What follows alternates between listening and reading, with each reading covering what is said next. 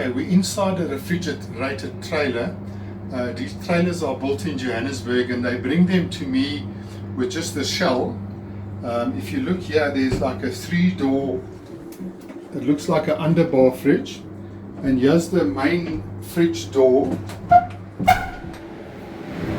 There's a blower coil here, and it's equipped with defrost elements and a drain that goes outside that I've installed.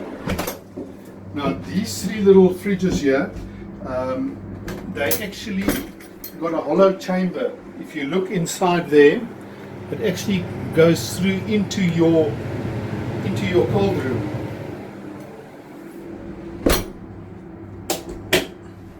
Okay. So when this cools down, the air actually goes into the 3 compartments here.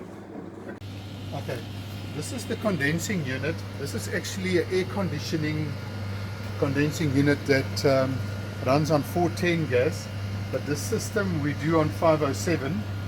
So we've installed this purely because of cost. It's much cheaper than putting a compressor in, and also in the trailer when it moves around it's pretty rigid.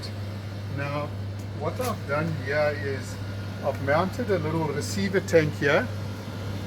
There's a solenoid here, pressure switch, and I've put a thermometer in. It's on -10 now, and a Paragon timer up there for the defrost.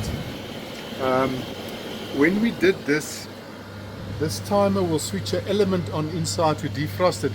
But what I do during the defrost cycle, this solenoid will close the valve and pump all the gas into this receiver tank so that there's no gas in the coil while it's on defrost. But we found that the minute the compressor stops, the gas was actually leaking back into the compressor. So I put this one-way valve in here, so it will allow the gas to pass through, but the minute the compressor stops, the gas will not go back into the compressor. It will all be in the receiver tank. What we find with this compressor, it cannot start up under a load.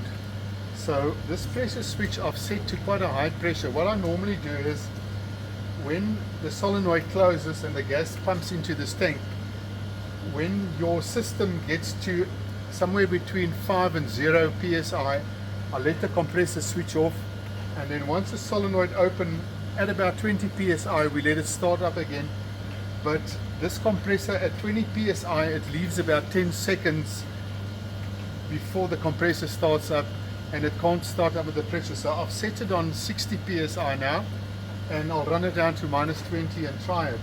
But so far it seems good.